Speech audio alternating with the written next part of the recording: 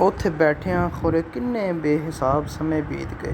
ਬੇਬਹਾਰ ਰੁੱਤਾਂ ਉਹਦੇ ਆਸੇ ਪਾਸਿਓਂ ਪੱਬਾਂ ਭਾਰ ਲੰਘ ਗਈਆਂ ਤੇ ਉਹਨੂੰ ਖ਼ਬਰ ਨਾ ਗਈ। ਜਦ ਬਹਾਰਾਂ ਦੇ ਵੰਨ-ਸਵੰਨੇ ਰੰਗ ਰੰਗੀਲੇ ਫੁੱਲ ਖਿੜੇ ਤੇ ਉਹਦੀ ਮਾਂ ਦੇ ਚਰਖੇ ਨੂੰ ਸ਼ਿੰਗਾਰਨ ਲੱਗ ਪਏ, ਜਿਵੇਂ ਵਹੁਟੀ ਨੂੰ ਉਹਦੀਆਂ ਸਖੀਆਂ ਸ਼ਿੰਗਾਰਦੀਆਂ ਨੇ। ਉਹ ਫਿਰ ਤੋਂ ਰੰਗ ਰੰਗੀਲੜਾ ਹੋ ਗਿਆ, ਜਿਵੇਂ ਉਹ ਅੱਜ ਹੀ ਉਹਦੀ ਮਾਂ ਦੇ ਦਾਜ ਦੇ ਭਾਂਡੇ, ਟਿੰਡਰ, ਖੇਸਾਂ, ਰਜ਼ਾਈਆਂ ਤੇ ਕਰੋਸ਼ੀਏ ਦੇ ਨਮੂਨਿਆਂ ਵਾਲਿਆਂ ਸਿਰਹਾਣਿਆਂ ਦੇ ਨਾਲ ਇਸ ਘਰ ਵਿੱਚ ਨਵਾਂ-ਨਵੇਂ ਕਲਾ ਆਇਆ ਸੀ।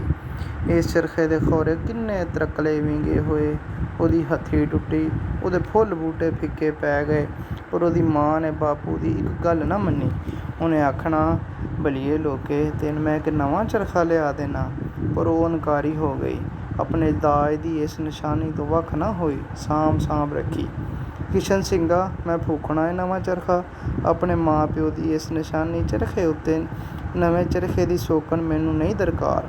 ਉਹ ਚਰਖਾ ਜਿਹਨੂੰ ਬਹਾਰਾਂ ਨੇ ਆਪਣੇ ਨਿੱਤ ਨਵੇਂ ਰੰਗਾਂ ਨਾਲ ਸੰਵਾਰਿਆ ਸੀ, ਉਹਦੇ ਰੰਗ ਫਿਰ ਕੁਮਲਾ ਗਏ, ਫਿੱਕੇ ਪੈ ਗਏ। ਚਰਖਾ ਫਿਰ ਉਂਝੇ ਉਸ ਕਮਰੇ ਦੇ ਫਰਸ਼ 'ਤੇ ਇੱਕ ਕਬਰ ਵਾਂਗ ਬੇਰੰਗ ਤੇ ਵੀਰਾਨ ਹੋ ਗਿਆ। ਚਰਖਾ ਤੇ ਚੁੱਪ ਸੀ, ਚੱਕੀ ਦੇ ਦੋਵੇਂ ਪੁੜ ਵੀ ਚੁੱਪ, ਤੇ ਭਗਤ ਦੀ ਪੱਬਾਂ ਭਾਰ ਆਪਣੀ ਮਾਂ ਦੀਆਂ ਨਿਸ਼ਾਨੀਆਂ ਕੋਲ ਬੈਠਾ ਚੁੱਪ। ਕੁਝ ਦੇਰ ਪਿੱਛੋਂ ਉਹਨੇ ਪਹਿਲੀ ਵਾਰ ਆਪਣੀਆਂ ਅੱਖਾਂ ਨੂੰ ਚਰਖੇ ਤੇ ਚੱਕੀ ਤੋਂ ਵੱਖ ਕੀਤਾ ਤੇ ਆਲੇ-ਦੁਆਲੇ ਦੀਆਂ ਕੰਧਾਂ ਵੱਲ ਧਿਆਨ ਕੀਤਾ। ਕੰਧਾਂ ਜਿਹੜੀਆਂ ਸਾਦੀਆਂ ਮੁਰਾਦੀਆਂ ਹੁੰਦੀਆਂ ਸਨ, ਉਹਨਾਂ ਉੱਤੇ ਉਹਦੀ ਹਯਾਤੀ ਦੇ ਦਿਹਾੜਿਆਂ ਦੀਆਂ ਸੈਂਕੜਿਆਂ ਤਸਵੀਰਾਂ ਸਜੀਆਂ ਹੋਈਆਂ ਸਨ। ਉਹਦੀ ਹਯਾਤੀ ਦੇ ਮੇਲੇ ਦੀਆਂ ਜਿੰਨੀਆਂ ਪੱਖਾਂ ਸਨ, ਉਹ ਸਭ ਮੂਰਤਾਂ ਦੀ ਸ਼ਕਲ ਵਿੱਚ ਝਾਤੀਆਂ ਮਾਰਦੀਆਂ ਉਹਨੂੰ ਤੱਕਦੀਆਂ ਜਾਂਦੀਆਂ ਸਨ। ਉਹ ਉਸ ਚਰਖੇ ਤੇ ਚੱਕੀ ਦੇ ਪੁੜਾਂ ਵਿੱਚ ਇੰਨਾ ਰੁੱਝਿਆ ਰਿਹਾ ਤੇ ਉਹਨੇ ਗੌਰ ਹੀ ਨਾ ਕੀਤਾ ਭਈ ਦੋਵਾਂ ਕਮਰਿਆਂ ਦੀਆਂ ਕੰਧਾਂ ਇੱਕ ਅਜੀਬ ਘਰ ਵਾਂਗ ਸਜੀਆਂ ਹੋਈਆਂ ਨੇ। ਉਹ ਉੱਠ ਖਲੋਤਾ। ਉਹਦੇ ਮੁਹਾਂਦਰੇ ਤੇ ਇਕਬਾਲ ਵਾਲੀ ਹੈਰਤ ਦੇ ਪਰਛਾਵੇਂ ਵਿਛਦੇ ਗਏ।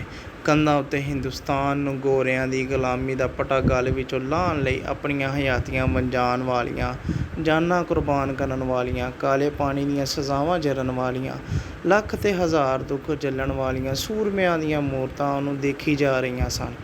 ਹਿੰਦੂ, ਸਿੱਖ ਤੇ ਮੁਸਲਮਾਨ ਇਸ ਧਰਤੀ ਦਾ ਦੁੱਧ ਪੀਣ ਵਾਲੇ ਜਿੰਨੇ ਰਾਟ ਸਨ, ਜਿਨ੍ਹਾਂ ਆਪਣੀਆਂ ਜਾਨਾਂ ਇਸ ਦੁੱਧ ਦੀਆਂ ਧਾਰਾਂ ਧਰਤੀ ਕੋਲੋਂ ਬਖਸ਼ਵਾਉਣ ਲਈ ਨਿਸਾਰ ਕਰ ਦਿੱਤੀਆਂ, ਉਹਨਾਂ ਦੀਆਂ ਫੋਟੋ ਕੰਧਾਂ ਉੱਤੇ ਮੋਢੇ ਨਾਲ ਮੋਢਾ ਲਾ ਕੇ ਭਗਤ ਨੂੰ ਤੱਕ ਨਹੀਂ ਸਨ ਰਚਦੀਆਂ, ਕਿਉਂ ਜੇ ਉਹ ਉਹਨਾਂ ਦੇ ਕਬੀਲੇ ਦਾ ਸਰਦਾਰ ਸੀ।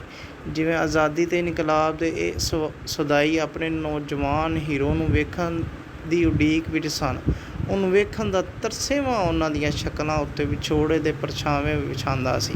ਉਹ ਉਹਦੇ ਤੋਂ ਉੱਧਰ ਗਏ ਸਨ, ਉਹਨੂੰ ਸਲਾਮ ਆਖਦੇ ਸਨ। ਚਰਖੇ ਦੇ ਐਨ ਉੱਤੇ 3 ਤਸਵੀਰਾਂ ਦੂਜੀਆਂ ਤੋਂ ਨਿਖੜ ਕੇ ਉਹਦੇ ਕਾਲਜੇ ਤੋਂ ਪਾਰ ਹੋ ਗਈਆਂ। ਪਹਿਲੀ ਤਸਵੀਰ ਸੱਜੇ ਪਾਸੇ ਉਹਦੇ ਬਾਪੂ ਕਿਸ਼ਨ ਸਿੰਘ ਦੀ, ਡੂੰਘੀ ਸੋਚ ਵਿੱਚ ਡੁੱਬਿਆ ਇੱਕ ਸੌਜਵਾਨ ਸ਼ਕਲ ਦਾ ਬੰਦਾ। ਗਰਮ ਵਾਸਕਟ ਉਹਨੂੰ ਫੱਬਦੀ ਸੀ, ਇੱਕ ਕੁਰਸੀ 'ਤੇ ਬੈਠਾ ਉਹਨੂੰ ਵੇਖਦਾ ਜਾਂਦਾ ਸੀ। ਦੂਜੀ ਤਸਵੀਰ ਖੱਬੇ ਪਾਸੇ ਉਹਦੀ ਮਾਂ, ਇੱਕ ਸਾਦੀ ਮੁਰਾਦੀ ਪਿੰਡ ਦੀ ਸਵਾਣੀ, ਚਿੱਟੀ ਚਾਦਰ ਦੀ ਬੁੱਕਲ ਮਾਰੀ ਬੈਠੀ ਸੀ। ਉਹਦੇ ਚਿੱਟੇ ਵਾਲ ਚਾਦਰੇ ਦੀ ਕੰਢਿਆਂ ਤੋਂ ਝਾਤੀਆਂ ਮਾਰਦੇ ਸਨ। ਖੱਖੜੀ ਦੀ ਫਾੜੀ ਵਾਂਗ ਬਰੀਕ ਹੋਠਾਂ ਉੱਤੇ ਇੱਕ ਲੱਜਾਂ ਭਰੀ ਮੁਸਕਾਨ। ਉਹਨੂੰ ਹਾਲੀ ਭਗਤ ਦੇ ਮੌਤ ਦਾ ਸੰਦੇਸ਼ਾ ਨਹੀਂ ਸੀ ਅਪੜਿਆ।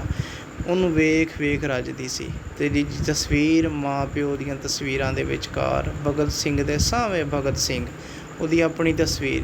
ਚਿੱਟੀ ਪੱਗ ਦਾ ਲੜ ਉਹਦੇ ਮੋਢਿਆਂ ਉੱਤੇ ਵਿਛਦਾ ਸੀ। ਸੋਹਣਾ ਲੱਗਦਾ ਸੀ, ਸੋਹਣਾ ਤੇ ਮਨਮੋਹਣਾ, ਰੱਜ ਕੇ ਸ਼ਕਲ ਵਾਲਾ, ਜਿਹਨੂੰ ਪਿੰਡ ਦੀਆਂ ਕੁੜੀਆਂ ਵੇਖ ਸ਼ਰਮਾਨ।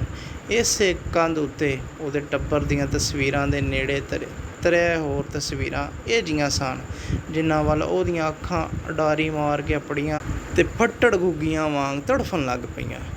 ਇਹ ਕਿਹਨਾਂ ਦੀਆਂ ਤਸਵੀਰਾਂ ਨੇ? ਉਹਨੂੰ ਇੱਕ ਝੋਲਾ ਜਾ ਪਿਆ ਤੇ ਫਿਰ ਜੋ ਅੱਖਾਂ ਨੇ ਵੇਖਿਆ ਸੀ ਉਹ ਨਜ਼ਰ ਹੀ ਨਾ ਆਇਆ। ਉੱਥੇ ਕੰਧ 'ਤੇ ਟੰਗੇ 3 ਫਰੇਮ ਖਾਲੀ ਸਨ।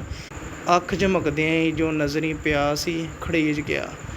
ਕਿੱਧਰ ਗਏ ਉਹ ਜਿਨ੍ਹਾਂ ਦੀਆਂ ਮੂਰਤਾਂ ਫਰੇਮਾਂ ਅੰਦਰ ਕੈਦ ਸਨ? ਤਦ ਉਹਨੂੰ ਆਪਣੇ ਦੋਵਾਂ ਮੋਢਿਆਂ ਉੱਤੇ ਇੱਕ ਭਾਰ ਜਿਹਾ ਮਹਿਸੂਸ ਹੋਇਆ। ਸੱਜੇ ਪਾਸੇ ਉਹਦੇ ਮੋਢੇ ਉੱਤੇ ਹੱਥ ਰੱਖ ਕੇ ਸੁਖਦੇਵ ਖਲੋਤਾ ਹੋਇਆ ਸੀ। ਉਹਦੀਆਂ ਅੱਖਾਂ ਟੱਡੀਆਂ ਹੋਈਆਂ ਬਿਟ ਵੇਖਦੀਆਂ ਸਨ। ਮੋਢੇ 'ਤੇ ਰੱਖਿਆ ਉਹਦਾ ਹੱਥ ਠੰਡਾ ਅਸੀਤ ਸੀ, ਜਿਵੇਂ ਬਰਫ਼ ਦਾ ਬਣਿਆ ਹੋਵੇ। ਦੂਜੇ ਪਾਸੇ ਰਾਜਗੁਰੂ ਖਲੋਤਾ ਸੀ। ਉਹਦਾ ਹੱਥ ਵੀ ਠੰਡਾ ਠਾਰ ਸੀ। ਉਹਦੇ ਵਿੱਚ ਜਾਨ ਕੋਈ ਨਹੀਂ ਸੀ। ਗੁਰੂਦੇਵ ਨੇ ਹਾਲੀ ਤੀਕਰ ਉਹ ਕਾਲੇ ਰੰਗ ਦੀ ਗੋਲ ਟੋਪੀ ਪਾਈ ਹੋਈ ਸੀ ਜਿਹੜੀ ਉਹਨਾਂ ਜ਼ਮਾਨਿਆਂ ਵਿੱਚ ਹਿੰਦੂ ਬਣਈਏ ਪਾਉਂਦੇ ਸਨ। ਕੁਝ ਬੇਲੀ ਸਾਰੀ ਹਯਾਤੀ ਦੀ ਯਾਰੀ ਨਿਭਾਉਂਦੇ ਨੇ ਅਤੇ ਕੁਝ ਸੁਖਦੇਵ ਅਤੇ ਰਾਜਗੁਰੂ ਜੇ ਮਰਨ ਦੇ ਬਾਅਦ ਵੀ ਸਾਥ ਨਹੀਂ ਛੱਡਦੇ। ਉਹਦੇ ਇਨਕਲਾਬ ਦੇ ਸੁੰਦਰ ਸੁਫਨੇ ਵਿੱਚ ਬਰਾਬਰ ਦੇ ਸ਼ਰੀਕ ਬੇਲੀ ਜਿਹੜੇ ਉਹਦੇ ਨਾਲ ਹੀ ਫਾਹੇ ਲੱਗ ਗਏ।